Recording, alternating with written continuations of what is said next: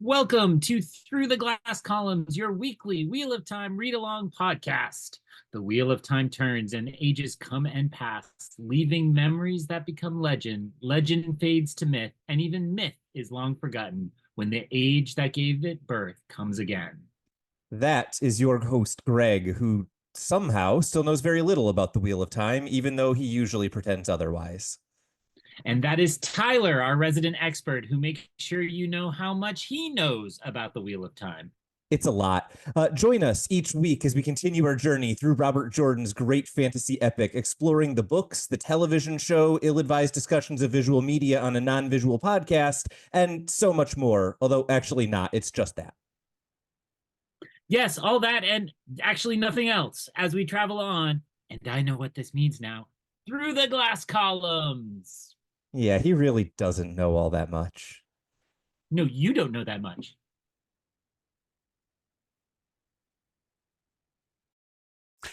This is the end. Beautiful friend, this is the end. Hello, my friends, and welcome to the final Through the Glass Columns for A Crown of Swords book. Let me check one last time. 7 of the Wheel of Time. The show continues, but not talking about this book. So I am so excited to be here. I think you all know I get a little sugar rush when we're at the end of a book because I get to log it in my spreadsheet and it helps my stats for reading. And I get so excited.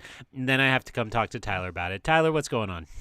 I also get excited when we end a book, mostly because I get to think about what's coming in the next book, and that gets me excited. Next week, we are, however, going to have a little bit of a discussion about the fact that we've read most of my favorite Wheel of Time books at this point. Crazy. But we'll get there then. I thought, in general, we had 2 very good chapters, but I do want to make one quick note before we dive in. Normally, we do our best to only talk about one chapter and not the other, but we finished a book today. You should go do the same. We're going to talk about both chapters in this intro. If you are our one listener who we know listens to these things separately, Ben, you should read the other chapter.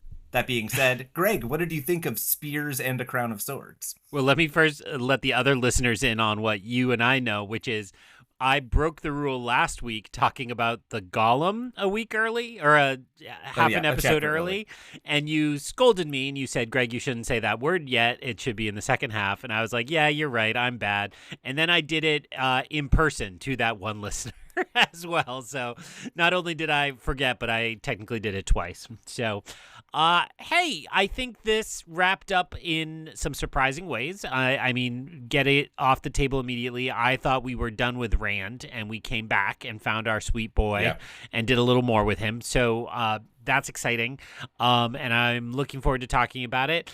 And we'll save kind of grand thoughts for next week, but, you know, I think at times this book has felt like a slog to me, and I would say it got some redemption, maybe not just this week, but between the last few weeks, you know, different things have happened that made me think, okay, maybe this was worthwhile.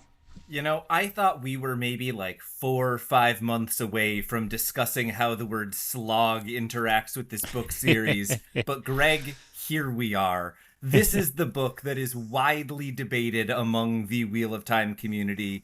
Is this a great Wheel of Time book, or is it part of the slog when the series kind of slows down a little bit? Because every series slows down a little bit at some point. And for a lot of people, this is the line in the sand. This is either a book that is loved or a book that is slow. And I think the fact that you are in the middle of those two is kind of nice to hear, because I'm used to the internet where you cannot have a moderate opinion about anything. We'll obviously dive into this in much more detail, but do you have any kind of last thoughts on the overall impressions of this book before we dive into Chapter 40, Spears? Well, you know, I think kind of looking at the whole, it's always important to see what there was and what there wasn't. And I will offer that this actually serviced all characters, maybe not equally, but, you know, I think we've been through a few lately where, you know, Perrin sits on the sideline, or Lan was obviously gone for, 2 books as he walked across the continent. Yeah. So, you know, thinking back on what we got within this book, I think it's checking the boxes. Even, you know, it's like my students who show up 25 minutes into a 50-minute class and then sit for 5 minutes and take a 10-minute bathroom break. Maybe that's all we got, but hey, check. You attended, technically. So it attended to all characters, technically. I will say that is accurate, and I think of this as the book that has no Egwene. In my accounting of this series, every major Two Rivers character has one book where they just aren't in the book, right? So Nynaeve's is book 1, Rand is book 3 when he is just not a character in that book. Perrin goes on his honeymoon in book 5, and now we have in book 7, Egwene just is barely on the page other than in the first maybe like 150 pages of this book. And I think you're right to identify its kind of lip service that's dedicated to her plot, and then we move entirely into a couple of others, but I don't mind. I was kind of excited with the balance that we got in this book. I will only tease the intro of this chapter one more time. Final thoughts before we dive in. Well, I would just also put Avienda, not that she's one of the Two Rivers, but I would put her in that category of was technically here at different times, but really didn't have any kind of plot that developed in kind of meaningful ways. So I would say that she failed the Bechdel test, but I'm pretty sure she had one conversation that was just about dresses. So Robert Jordan at least passes on that one, barely a standard. Chapter 40, Spears. Galena stumbles through the mountains. She thinks of her accomplishments with the Black Aja, which include killing kings and pushing and deposing Emerlins. She wonders how she could have fallen so far, and she is eventually pulled to her feet by one of the Maidens of the Spear. Her shield is being held by the weakest of the Wise Ones, but it is clear that their punishments for escape attempts ensure that she will not try to break the shield, even if she could. Thorava approaches and orders her watered, and she knows that spilling any water while she drinks will be punished severely. She is forced to run, but thinks that she will be rescued eventually, and she thinks that she took 3 new oaths to replace the 3 that were taken away that the Aes Sedai swear. Galena is confused when she hears it has been 9 days since Dumai's Wells, and she thinks it must have been much longer. Galena is then presented to Savannah, who says that she lied, and therefore Aes Sedai must be able to lie. Galena then misunderstands Savannah's reference to a murdered Wise One, and tries to intimidate them, saying that the Aes Sedai will come to rescue her. The Wise Ones eventually declare her Dasang, and Galena thinks it is an improvement, because at least she is clothed. We then switch to Savannah's POV, who watches Galena perform useless labor, and Thorava then claims that Galena is hers, but eventually Rial says that says that Savannah wants to break Galena so that she can have a tame Aes Sedai. At this point, Thorava claims that Galena is already broken, but then eventually backs down when she is reminded of Galena's threats that happened in the previous POV. Suddenly, Kadar is there with an oath rod, which he says that he acquired yesterday, and Savannah takes the oath rod and asks whether it can be used on anyone, and is told that it can only be used on women who can channel. Kadar then says she can't have what she needs in order to control Rand until she has him in her possession, but he does say that she could potentially make men follow her using what is known as a binding chair if one still exists. Kadar then says he brought the traveling boxes, but they must leave immediately because Rand is near and his armies are coming. He explains the specific limitations of the boxes, and Savannah wonders why there is no urgency in his voice.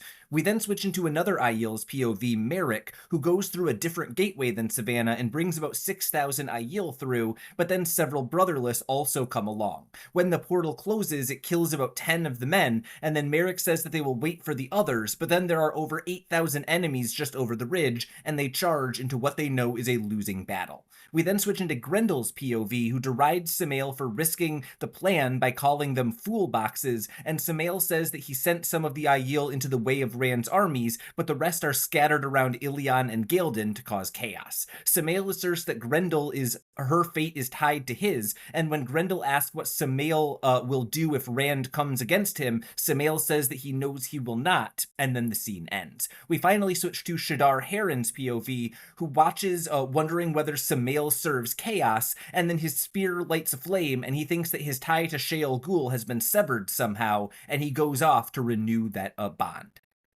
So this is a chapter that probably lulled you into a false sense of security that your prediction was correct about the slow end to this book. What did you think of Spears?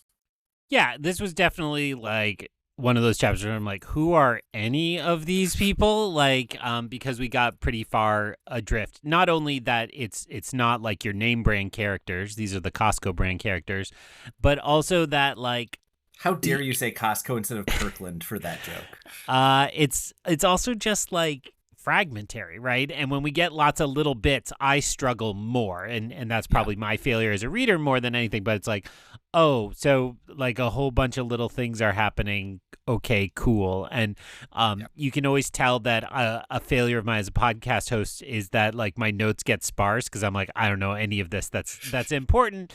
But I will say, impressionistically, it was like, okay, bad guys doing bad guy stuff. Like, in case you really were worried that we'd cleaned up the world, it's like, you know, if especially not knowing what the next chapter would hold, it was like, okay, this is just to remind us that they're still sowing a lot of chaos in a lot of directions in the future of this series. Yeah, I think that's a really good point, is that it is so easy to lose track of, in particular, the Shaido in this book and the previous one, that it almost feels like this isn't important at all. And then we kind of get the glimpse later on in the chapter that's like, oh, 6,000 men randomly died, and that was one of the smallest groups. And so it's like, this is still a really significant force. It's just kind of been so far on the back burner, we've basically forgotten about it. I think that's a very common reaction when this chapter comes around. So first off, do we remember who Galena is? Head of the not head of the Black Aja, but a high-ranking member of the Black Aja, and also the woman who was in charge of the embassy that ended up capturing Rand before Dumais Wells. She is now captive with the Shaido, and it ain't going well. What are your thoughts on her appearance in this chapter? Well, and totally separated from the tower. That was the piece I struggled with at first. Like, is she just acting on her own accord, or is this in concert with the tower? So one might imagine, you know, the forces within the tower helped her go to try to capture Rand, but then everything since then, she's been on her own and is not going to be rescued anytime soon. Exactly. And I think that's the thing that's really interesting about Galena is just how confident she is that she will be rescued by the Aes Sedai, and simultaneously how just bleak her life is if she does not hang on to that hope. Because it really seems like it is all that she has, especially by the end of her POV here. She has dug herself a remarkably deep hole without realizing it, right? Savannah kind of like offhand is like, you killed a wise one, and Galena responds with threats. And just as a quick reminder for you, because I know that things sometimes slip and Galena is not a even tier C character, really. Galena, it's worth noting the mistake she runs into here is that Savannah's kind of pretense for attacking the Aes Sedai was to stage the death of a wise one that looked like she had been killed by the One Power, so everyone would assume the Aes Sedai killed her. And so when Savannah says, you killed a wise one, and Galena kind of throws it back in her face, Galena thinks that she's talking about the battle, and so it's a reasonable thing to do, but Savannah and all of the other Aiel think that she is talking about the wise one murdered before the battle, and gloating about that is horrific in their eyes. And so I think she kind of doesn't realize how deep the hole she's dug herself in this scene is. That is helpful information to me, that like the layers are unraveling on poor Galena, right? Like layers in deception. So, you know, I guess where I'm stuck a little bit is the goal Robert Jordan would have in sharing these stories about her at this time. Is there an answer you can give to that question, or is that too much into the weeds of what you can't talk about? So I think I have three kind of vague thoughts here, and all of these are my book 7 versions of thoughts that I can really flesh out in like book 10 or 11, right? Like, we're just a little early for this conversation, but I'll do what I can for you. Number one is, I think that it's really important for Robert Jordan to give us a non-Shaido view of the Shaido. And I think that Galena is kind of his chosen character for that. And so I think a part of this POV is to set us up for, in later books, when the Shaido are on the page, we want to have someone other than Savannah as our POV. And it feels like introducing Galena here is mostly for that. It's kind of set up for later books. And it would also be easy to just say the Shaido are out of the picture, right? So right, I guess exactly. it's that function is what you're saying, is like, oh, they're still around. Like, they don't have their big baddie anymore, right? But don't think they're gone. And in that regard, it feels a little like the game with the Sean Chan. It's like they got knocked back, but don't think like there's the potential they're regrouping here. Yeah, I think that's exactly right. And that was actually kind of tied into my second point, is like, I think Robert Jordan, after the Shaido are so beaten down, needs to give them something that makes them look really threatening, and dominating a really powerful Aes Sedai, I think, kind of builds them back up on the enemies list in a way that wouldn't happen if we didn't have scenes of someone who really legitimately threatened Rand being under their control. I think that's important. My number 3, and the interesting part of your question is why now as opposed to some other point in the series, and I don't have a great answer for this for my third point, but I think in this chapter, Galena gives us some really fascinating looks into the Black Aja. We learn a little bit more about what they've done in the past with deposing kings and deposing Merlins, and we learn that the Black Aja take 3 oaths to replace the oaths that are removed that the Aes Sedai swear. And I think given that maybe like 5-10 chapters ago, we were introduced to another plot line where characters, I think Ciane was the character there who was searching for the Black Aja. I think Robert Jordan wants to start diving into the mythology of the Black Aja more, and wants more plots to kind of intersect with that. And I think this is kind of setting up some of that info for like either dramatic irony or for him to be able to tell deep stories, and we have some more details kind of already peppered through that make it feel real. Those are my thoughts on that. Well, did you have any theories, or do those thoughts kind of bring up anything for you? Those thoughts help me. They don't really bring up anything, and that is because I had no theories. Unfortunately, this means that Through the Glass Columns, while it is an excellent podcast, is terrible therapy for Greg. He never responds to my deep and probing questions about his emotions. I just want podcasting is bad therapy? This is all I've been doing. This is how I checked that box. Oh no. Oh dear. Oh God. Part of my job on this podcast is to ask you open-ended questions just to see if I can get funny sound bites for our final episode, where I will never go back and clip them, but I'll reference my favorites that I can think of. Any ideas of what you think the 3 oaths the Black Aja might swear are? Well, it made me think of Star Wars a lot. There's like the Jedi Code and the Sith Code, which I think originate in the KOTOR video game, the Knights of the Old Republic video game. And they are very like sillily written, where it's like one is just the inversion of the other. So like I was immediately imagining like, you know, the Mario Wario version of the 3 oaths. And it's like, you always lie. Use the power as a weapon. Yeah. So I didn't have any real thoughts, but I actually trust Robert Jordan to not make them like cartoonishly villainous, because you know the very old screenwriting rule that like the evil people can't believe they are evil; they have to believe they are righteous and doing what is good. But I imagine they have something to do with servitude, and they have something about you know, keeping men imprisoned, right, and locking them down. That makes a lot of sense. Any last thoughts on Galena? Obviously, we continue this plot line in the next POV, but anything else here before we jump into Savannah? Only something really dumb, which is I went to a very small college, and there were exactly 2 professors on the full-time math faculty, and I was a math major. And so 50% of my math classes were taught by a woman named Galena. So it was just, awesome. Hadn't thought about her in a while. A very nice woman, very great professor, very, very good teacher. And it was like, oh, I haven't thought about Galena in a long time. Thanks, Wheel of Time. That's amazing. It actually makes me think of when I taught at a small college, and we joked we had an economics minor, but you could basically minor in Tylor or minor in my colleague were the 2 options that were available to you.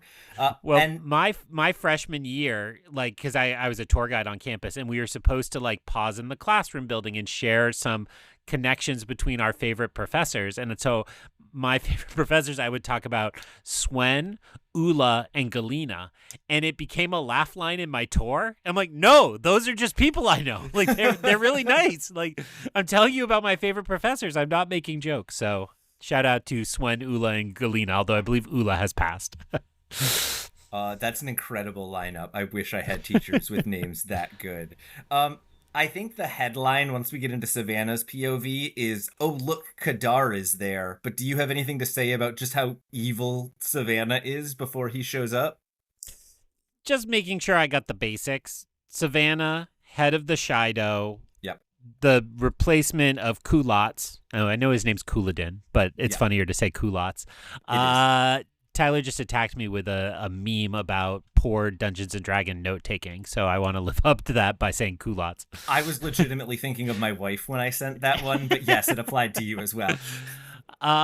So that she's the head of the Shaido. The Shaido are in retreat, but we are very, as we already said, this episode, we are meant to believe they are beaten, not broken, and that they have evil revenge, grudge-fueled rage towards Rand.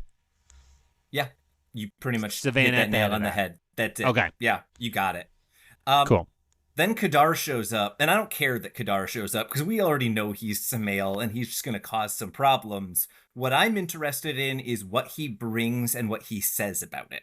Because, one, he brings them an oath rod. And up to this point, we were under the impression there was only one of those. Which means either Sammael has gotten it from the basement of the One Tower, or there is another oath rod out there. The other thing that's interesting about this is he says that he acquired it yesterday. And unlike most of the books in the Wheel of Time, we can piece together the chronology of this book really well because it flows exactly day to day.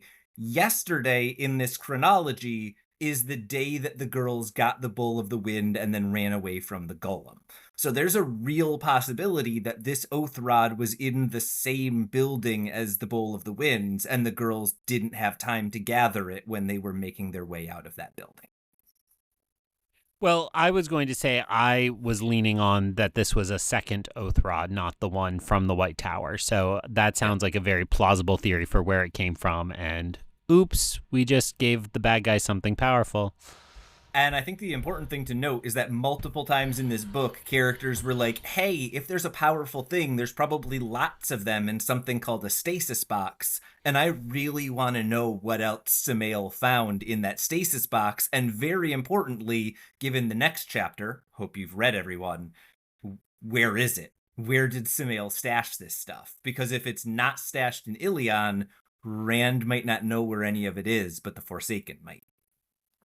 Dun, dun, dun.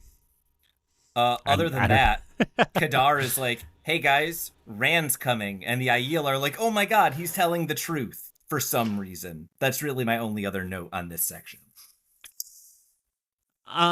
Yeah, I'm feeling increasingly worthless in these fragmentary bits, but I will say again, I don't think my initial statement has been disproven. There's a bunch of dangerous stuff going on. Get ready for next book when we're dealing with it. I have absolutely nothing to say about the Merrick POV. He goes through a gateway. He gets killed by Rand's troops. Sammael is being mean to the Aiel. Do you have anything to say about that POV? I didn't think so. Didn't give you a chance to respond. Only that I will forget it next week. Yeah, go ahead. Valid. Then we get the Grendel POV. I think the really important thing here, two important things here. One is that we learn that right now Grendel is really kind of under Sammael's thumb specifically, and that feels important because it means after this book, we've got to track what does Grendel look like and who is in control of her actions, because she felt very kind of beaten down in this book. And the person beating her down, hope you've read the next chapter, ain't going to be around soon. The other note I have here is all of the Shaido who are not placed in front of Rand's soldiers, we are told are in Ilion and Galden, which is right on top of Perrin at the moment. Any thoughts on this POV? Not really. Again, I was sticking to broad strokes. The Forsaken are still not a united force. Like, Don't you ever think about them that way. And it's even less of a united force because Shaidar Heron now has to go back to Shai'ol Ghul and apparently get a new master. Any theories on who that is? No.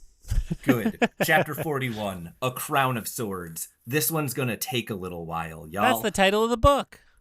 Actually, I started that intro incorrectly. Before Chapter 41, A Crown of Swords, we have an ill-advised discussion of visual media on a non-visual podcast. That's right, everyone. The original cover of A Crown of Swords depicts the final chapter of this book, in which Rand is standing looking like a model on the cover of a women's magazine in front of a bunch of old buildings that we're to believe are probably Shadar Lagoth. The internet has dubbed this cover Fabio Rand. It is the worst cover in the Wheel of Time. Greg, what do you think of it? First of all, I think we should say only on the cover of a women's magazine if women's magazines were published like men's magazines. That's true. That's very true. I'll grant you cover of a romance novel, perhaps, to hit the Fabio Rand. But, like, I was just thinking, like, man, if I saw this on the cover of Good Housekeeping, I would be shocked. I mean, not particularly inspiring. I would say the one thing that stands out to me is that the architecture is not decidedly just old medieval ruins, right? Yeah. Like there's something ethereal and otherworldly. So, you know, I'm beating around the bush, but it seems to match what hints we've gotten in the TV show, especially that this is like a futuristic society that fell, not a medieval society that fell.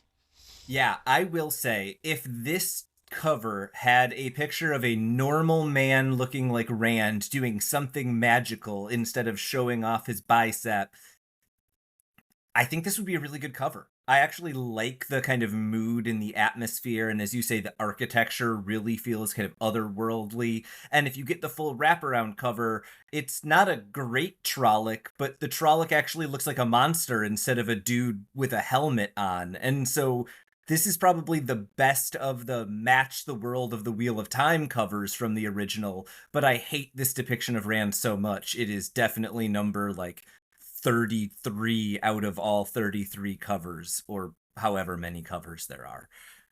He does have his tattoos, it looks like, although I have a pretty low-res version. And then, strangely, he's looking straight down the barrel of the camera, right? Like, he's looking dead at us, giving us a stern talking to. But you're right, because of the bicep flex, it's a little come hither. This is my futuristic space bedroom. Come with me now. This ill-advised discussion thing that we've been doing for 3.5 years is absolutely worth it for you to talk about what you call the come hither look. Worth the bit. I mean, you just give an angry scowl to call forth your partners. I'll stop there. He's also there's something other about his pose. What comes to mind most is a Rock'em Sock'em robot, right? Like the bent arm, and he kind of looks ready to just kind of punch in the fashion of those robots. So yeah, I'll leave there. Come hither to Rock'em Sock'em.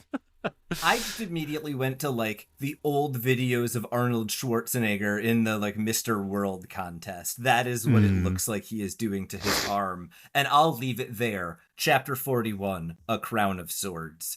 Rand dreams fitfully and is woken by Min yelling that they will kill him. Amos says that he is awake, and Rand finds himself surrounded by Aes Sedai. He asks how long he slept, and how he survived the dagger. Katsuan notes where the dagger is from and says that he can thank Samitsu and Flynn for being alive. It has apparently been 2 days since he was stabbed, and Rand tries to get up, but everyone tells him he shouldn't. He rises then, fully nude, and the Aes Sedai tease him, and he dresses. Rand sends most of them away, but Min insists that she must stay. Min tells him it is not wise to go in his condition, but Min simply asks her about any new visions she has had.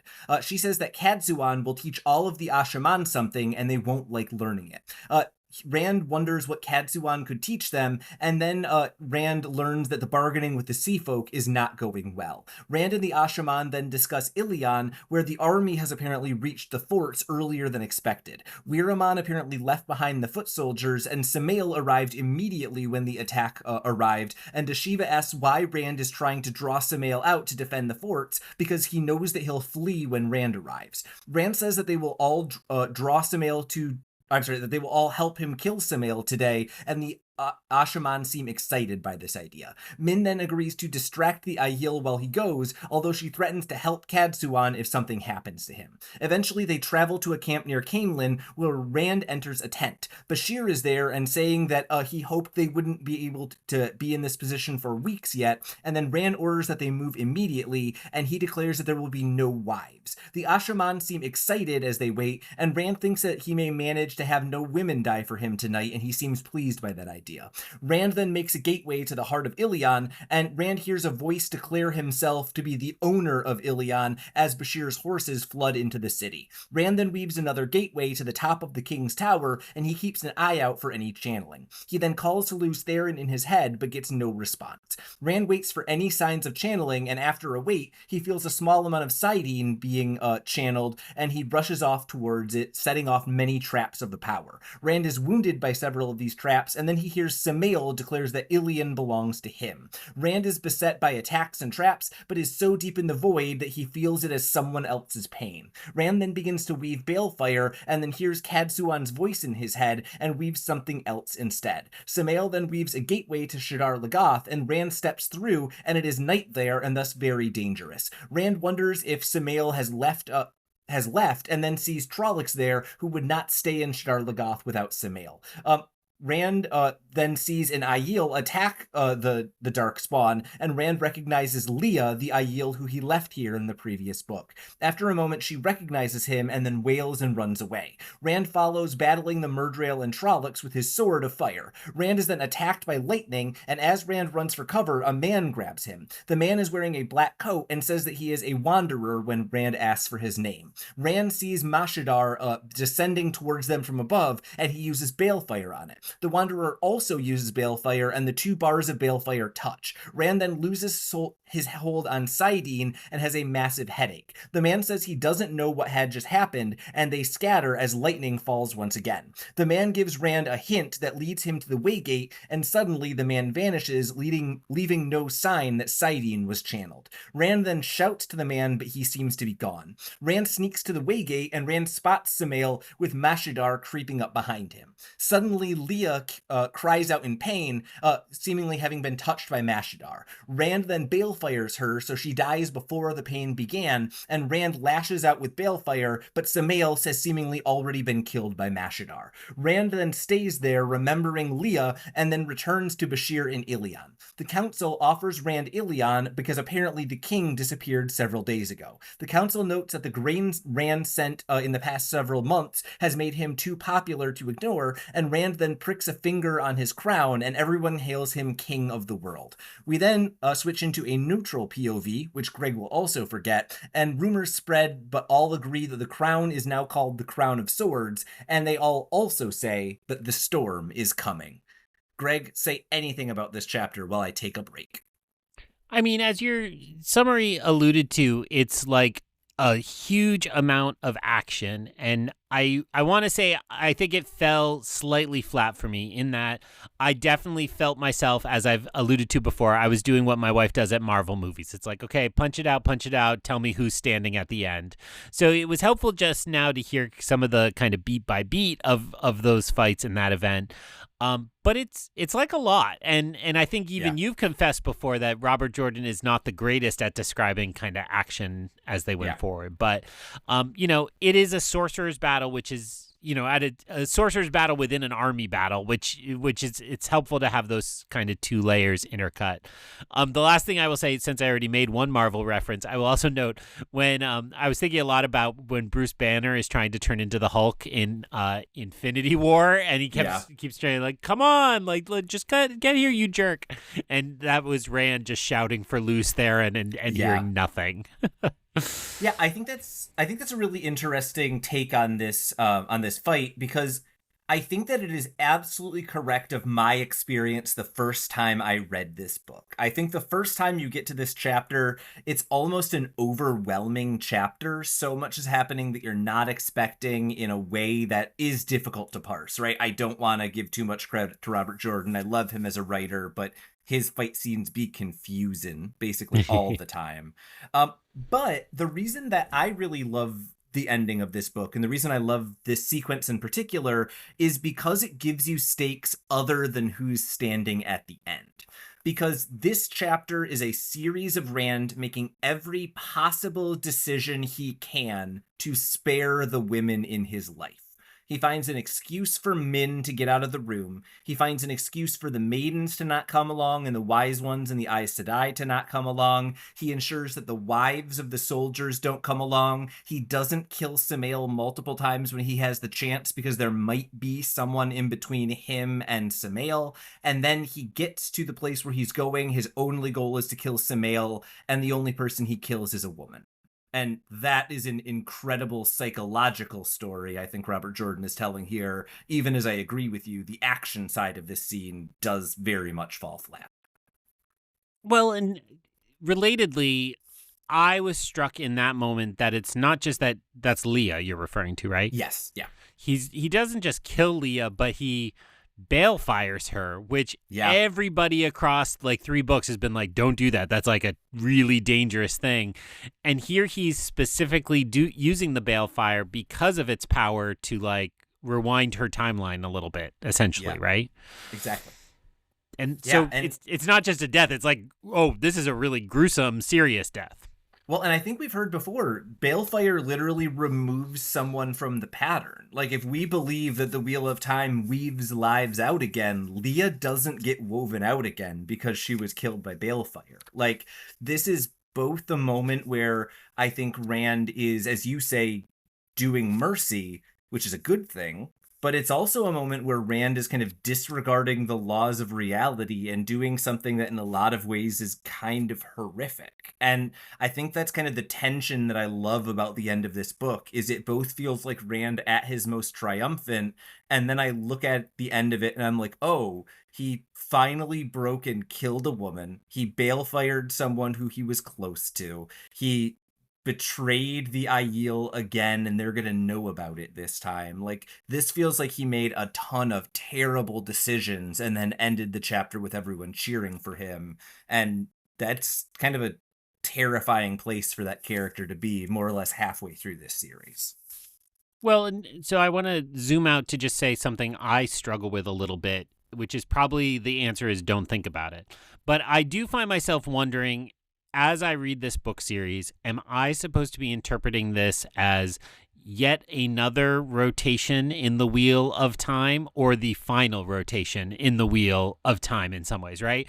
And so I liken that to Sir Gawain in The Green Knight, which is where I kind of first encountered this kind of thing, which is like a character that exists in an endless loop.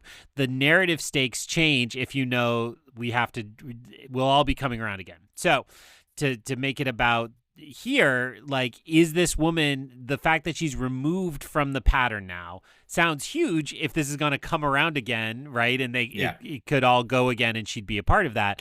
But if we've now expunged her existence forever and across all iterations, and again, I mean, my mind trips on the fact that we have rotations here, but we also have the layers of the dimensions, right? So we have characters on a record, but also a stack of records. I'm not sure about all of that. So I think I have trouble being like, whoa, balefire, when it's like, well, but if nobody's going to be a part of this story, I'm going to say that you probably can't answer this question, but I will say the one thing that I keep reminding myself is we continuously get prophecies and historical quotations from after this age, right? Yep. So we know that whatever happens at the end of this series, time seemingly does go on. It's not the end of time, period, the end.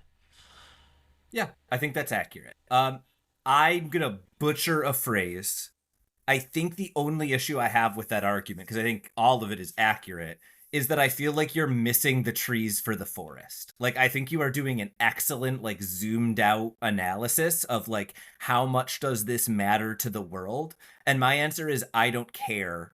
This matters a lot to Rand. And that's the thing I care about in this chapter, right? So, like, I agree with you. I think you're right. There's a really interesting, almost like philosophical question of, like, how different could this story be, or how much does it kind of matter if we know there is an ending where things go on? Like, we don't think time ends at the end of this, but I think this is really fascinating from just like I want to know what's going on in this boy's head, and even though I'm in it, it still doesn't make sense to me kind of perspective.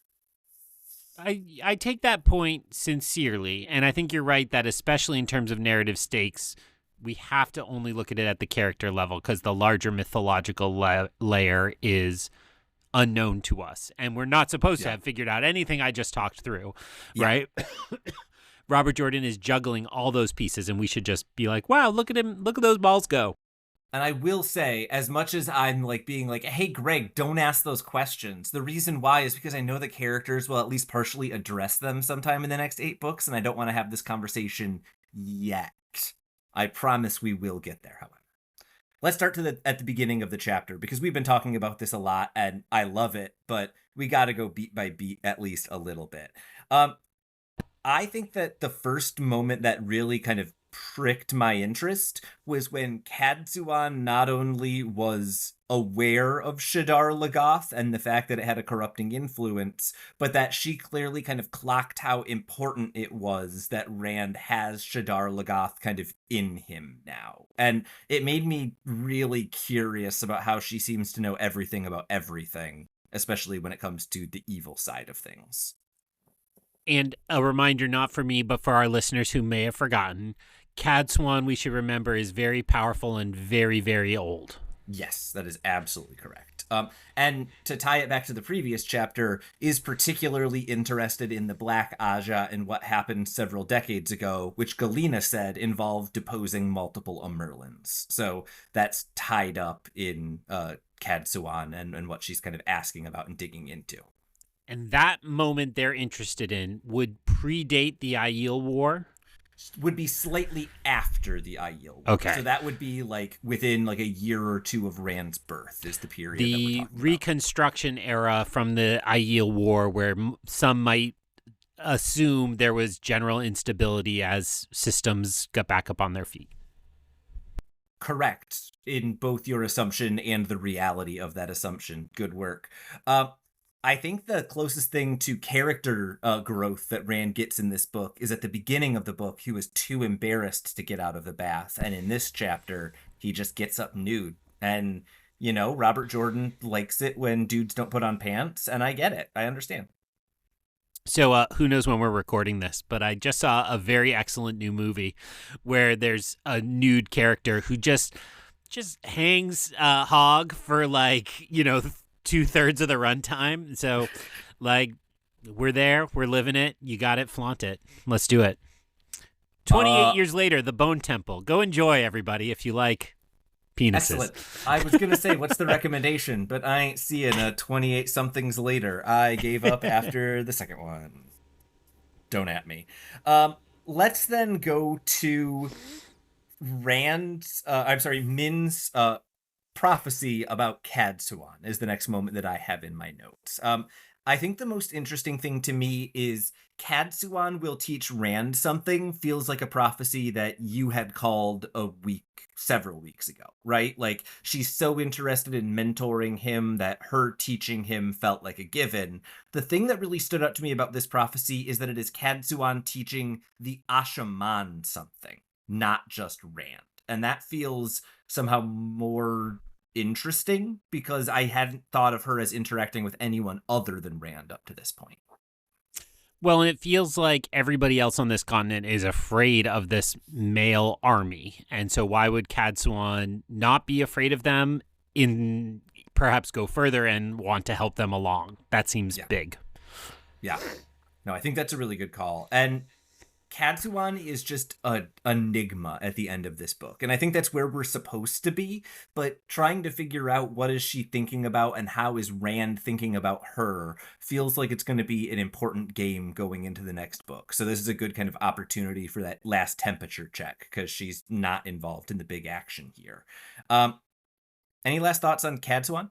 I was just going to say it's funny because when you were making that last comment, I felt like, well, then we shouldn't just slot her into the Moraine slot because that's kind of the easy thing. Like, we lost a mentor. Here's a new mentor. And so I was like, well, so if we don't really know her motivations, we shouldn't just slot her in. And I was like, oh, no, wait, that actually is exactly Moraine. Like, we were guessing her motivations Moraine for a long time. And it was only kind of really towards the end did I think I had kind of decided, like, well, she's really had the right goals in mind the whole time and martyred herself for Rand. But so maybe the comparison is apt at this time. I think I'm leaping forward a little bit then.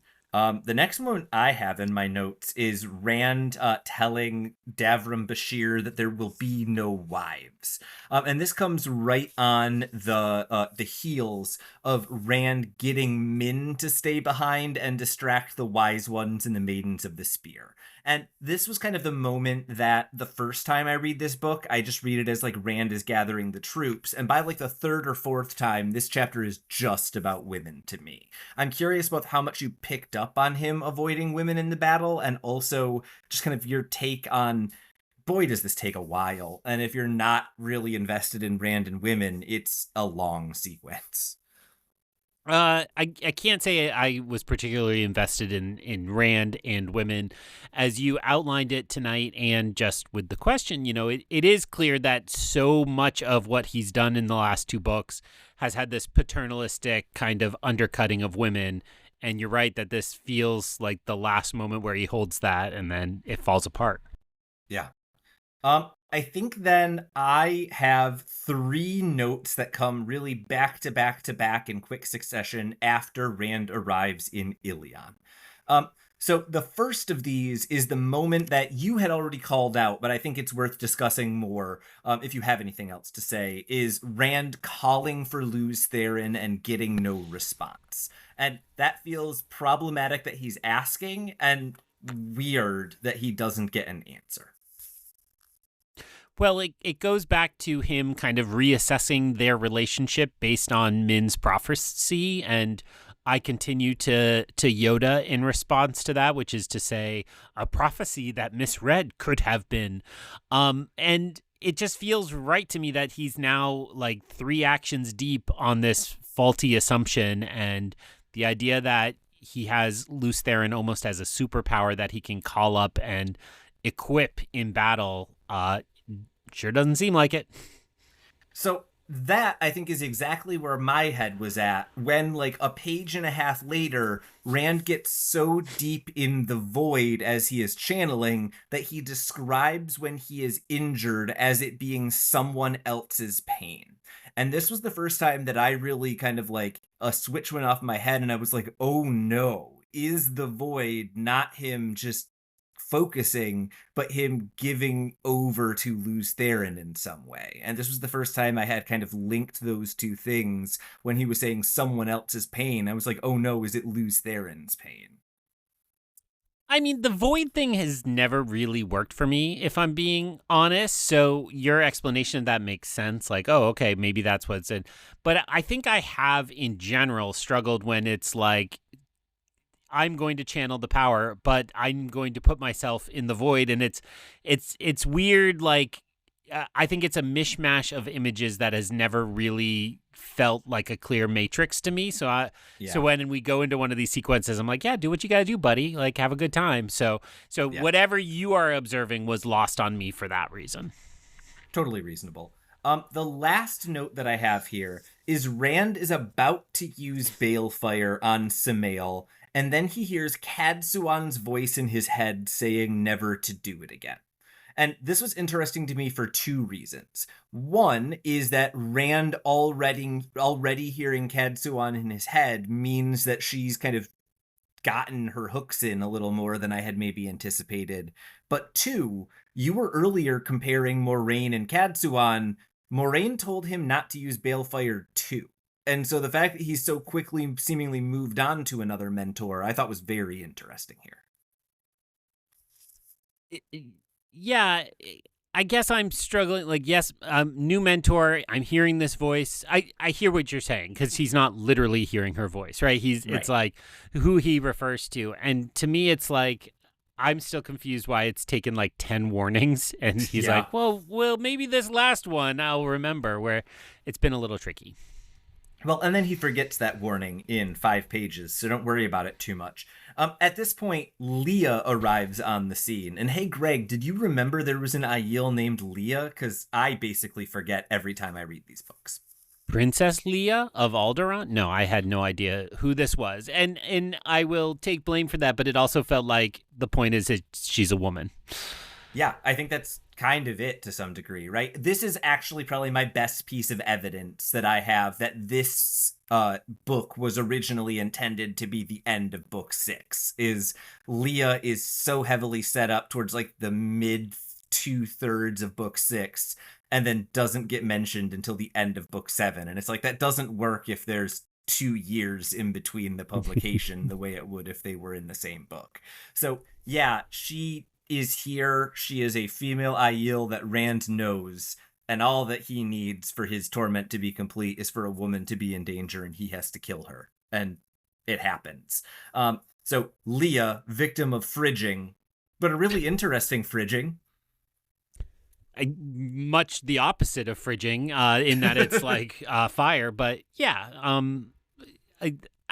as I understand the definition of fridging, just for people who don't know the word, is it has to be like a death of a female character who is themselves underdeveloped purely to accelerate the character development of a male character. And check. Like everything here fits that. So you deployed the term accurately just for people who didn't know it. I appreciate that. I'm so sorry I've gone full like feminist media theory today. I went Bechdel test and also in this direction. So my bad, y'all. Or you're welcome if you're into feminist media theory. I then think that there is a couple of really interesting things going on here that I want to talk about. The first is the man, the wanderer, the dude in the black coat. Any theories about who this is? I thought you were still doing feminist comm theories. First is the man. I mean, I immediately go to, we know the Dark One is out there and that his bonds in prison are getting looser. Is he at a stage where we could have this? But then we have like 3 other, like some new powerful player is on the field type chapters that we've drawn from. Yeah. I don't think this is the Golem. I think this is something other than that. Moradin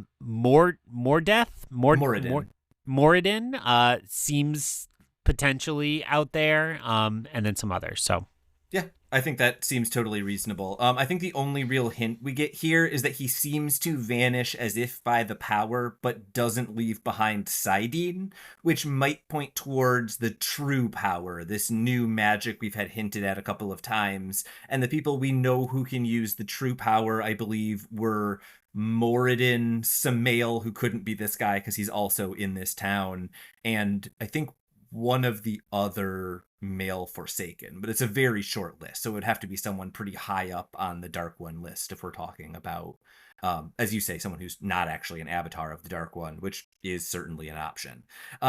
The other interesting thing here is Rand immediately forgets about Cadsuan and uses Balefire, and his Balefire bumps up against this dude's Balefire, and it seems to create some sort of like psychological, physical reaction immediately. What are your thoughts on this meet cute between Rand and this guy and their accidental touch of the Balefires? Just like working on my high school physics that has decayed in my mind. I thought about sound waves and how they can bang into each other. And if they bang one way, they cancel each other out, right? If the peaks of one match the tangents of another, they kind of become nothing. Or they resonate with each other, and you get that like resonating frequency that can like shatter something or something like that. So it felt like the second one. It felt like the two powers resonated with each other, and I was imagining, like when Captain America hits Thor hits Captain America's shield, and you get like this big kind of wow, like craziness that kind of takes out a circle of space or something like that. So felt cool. I don't know that I should have an explanation beyond that, but I could picture it, which is not true of all the action in this chapter. Yeah, I think that's exactly right. Before I give my pop culture reference related to this, let me just say that trans people are people and they deserve rights. But I immediately thought of Harry Potter, right? Like when Voldemort and Harry sling a spell at each other and their wands connect. Like that was the thought that immediately came to my mind at this moment. Priority Cantatum. I just want to say the Latin. It's just fun to say. At this point, we get what we've already largely discussed, which is Leah being caught by Mashadar and Rand using balefire to remove her before her pain began. But then, arguably the most controversial is it a death in the Wheel of Time, Sammael, who Rand just looks away and looks back and is like, yeah, he's probably dead. And he's been such a threat. Like, it's like, uh-oh, Sammael is out there. Sammael is out. So to have Rand say, it's probably fine, when it's like, well, is this guy a big threat or not? And is that trying to show us Rand's not a threat? But yeah, it feels like we'll be seeing Sammael again. It's worth noting, more or less like a month or two after this book came out, Robert Jordan started being very clear in interviews, no, Sammael died. I'm not trying to pull any of that crap. So I'm not saying he's not dead, but I'm saying Robert Jordan wants to put you off of the scent if you think that he's not dead. Curiouser and curiouser.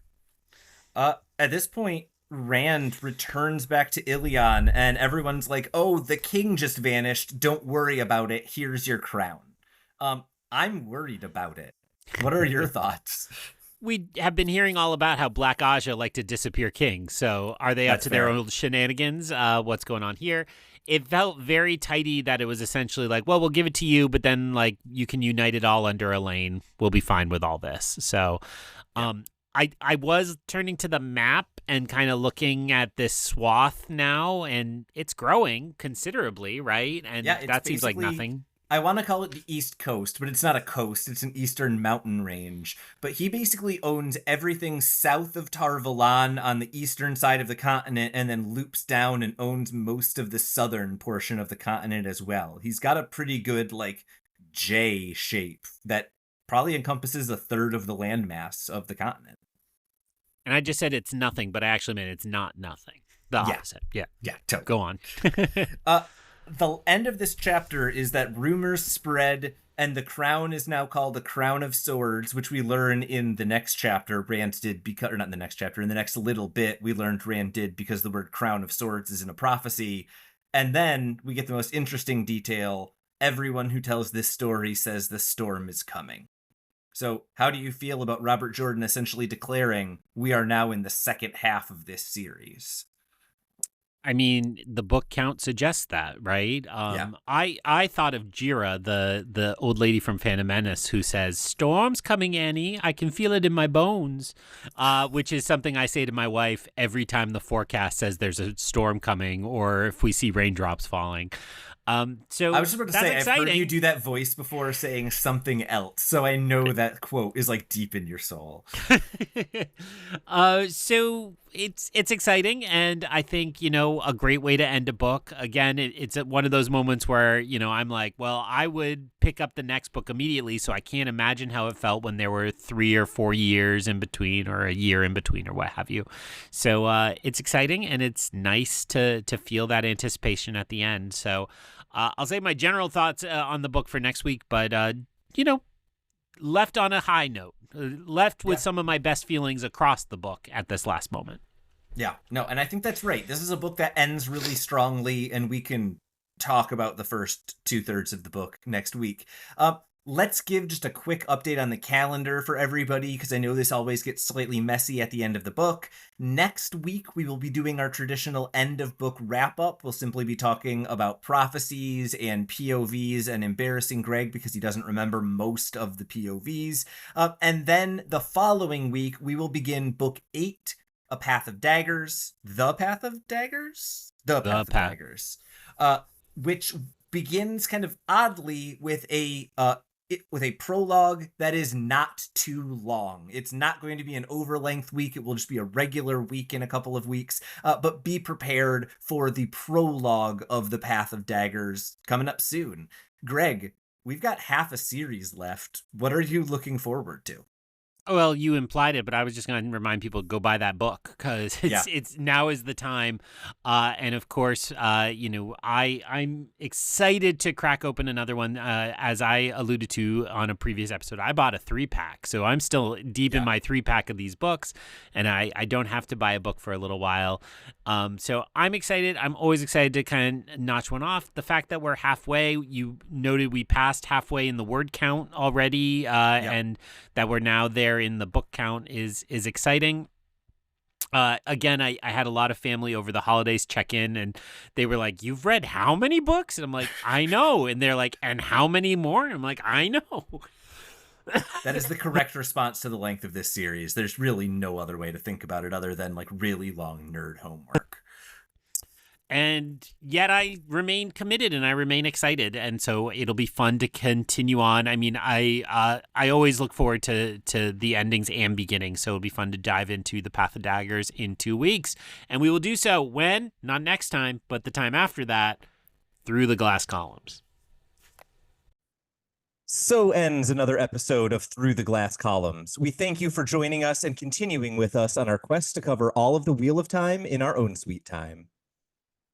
This podcast features original content developed by Tylor and Greg Cass and is not in any way affiliated with, associated with, or condoned by the Robert Jordan Estate, Tor Fantasy, Amazon, or our wives. All content is intended for entertainment and educational purposes only.